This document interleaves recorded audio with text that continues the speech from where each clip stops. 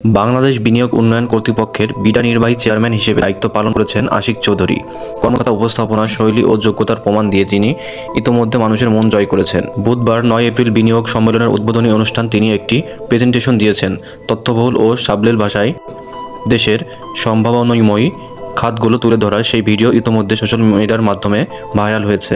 Presentation সেই video share করে social মাধ্যমে অনেকে বলেছেন, এই মেধাবী তরুণরা এতদিন দেশে আসতে ভয় পেতেন, কিন্তু 5 আগস্ট স্বৈরাচার শেখ হাসিনার পতনের পর মেধাবীরা দেশে আসতে আগ্রহ প্রকাশ করছেন। তারই উৎকৃষ্ট উদাহরণ এই আশিক চৌধুরী, যিনি বিলাসবহুল জীবন ছেড়ে দেশের প্রয়োজনে নিজেকে নানাভাবে উপস্থাপন করছেন। লেখক গাজী মিজানুর রহমান তার ফেসবুক পোস্টে লিখেছেন, কিছু লোক দেশপ্রেমের চেতনার কথা বলে মুখে ফেনা তুলে ভালো থাকার জন্য দেশের টাকা সিঙ্গাপুরে পাচার করে বিলিয়নার হয়। আর জনাব আশিক চৌধুরীর মতো কিছু লোক নিজ মাতৃভূমির ভালোবাসার টানে সিঙ্গাপুরের আইসি জীবন ছেড়ে বাংলাদেশের মানুষের জন্য ছুটে এসেছেন দেশে।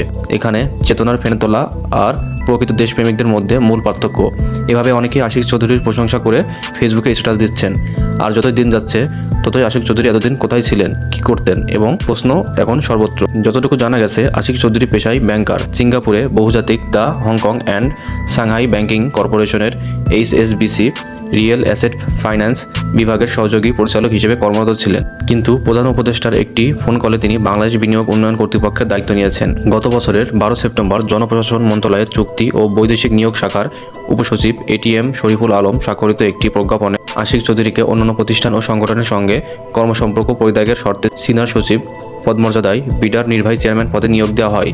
পরে গত সোমবার 7 এপ্রিল মন্ত্রিপরিষদ বিভাগ থেকে এক প্রজ্ঞাপনে আশিক চৌধুরীকে প্রধানমন্ত্রীর মর্যাদা দেওয়া হয়েছে। এদিকে নিয়োগের বিষয়ে গত বছরের 6 নভেম্বর আশিক চৌধুরী নিজের ফেসবুক পোস্টে লিখেছেন, সরকারি চাকরির আজকে 1 মাস হলো। সেপ্টেম্বরের মাঝামাঝি এক দুপুরে প্রফেসর ইউনুস হঠাৎ ফোন করে বললেন, আশিক, দেশের মানুষের সেবা করার সুযোগ পাওয়া গেছে, আসবা নাকি? আমি নন্দিনীকে জিজ্ঞাসা না করেই রাজি হয়ে গেলাম। জানতাম ও কোনোদিন মানা করবে না। 59 সেকেন্ডের এক হোয়াটসঅ্যাপ কলে আমরা সিঙ্গাপুরের বিলাসী জীবন ছেড়ে ছুড়ে দেশের পথে রওনা দিলাম বিনিয়োগ উন্নয়ন কর্তৃপক্ষের দায়িত্বে, বন্ধুদের ভাষায় বাংলাদেশের চিফ মার্কেটিং অফিসার হিসেবে। গত 1 মাস শুক্র শনিবার সহ দিনে 18 ঘন্টা কাজ করেও কুল পাচ্ছে না।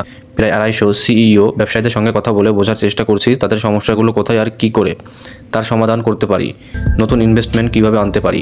চেষ্টা চলছে, ফেল করা যাবে না। আমরা জনগণের সরকার, তাই প্রত্যাশা অনেকটা জাতীয় ক্রিকেটের দলের মতো। সবাই চায় আমরা জিতি, কিন্তু পরের বলটা একটু খারাপ হলেই সবাই হা হা করে ওঠে। Team selection, bowler selection, field setting এসব নিয়ে নানা সমালোচনা। ম্যাচে সবাই ভালো বল করবে না, এটাই স্বাভাবিক। তা নিয়ে দলের সমর্থকরা গালাগাল করবে, তাও স্বাভাবিক। দলটা তো আমাদের। কয়দিন আগেও এসব করা কবিরা গুণা ছিল। তাই দিন শেষে টায়ার্ড হয়ে ফেসবুক খুলে যখন মনে হয় আমার বউ বিরোধী দল, তখন নিজেকে বোঝাই, এটাই তো আসলে বাকস্বাধীনতা।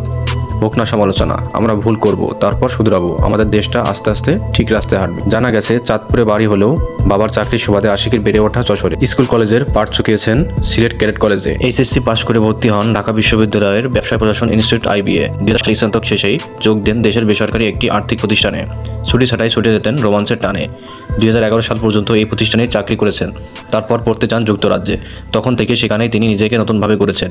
এই আশিক চৌধুরী একজন স্কাই ডাইভার, যিনি 41,000 ফুট উঁচু থেকে দেশের লাল সবুজের পতাকা নিয়ে লাফ দেন, যার কারণে তিনি ইতিমধ্যে গিনেস ওয়ার্ল্ড রেকর্ডস বুকে নাম লিখেছেন।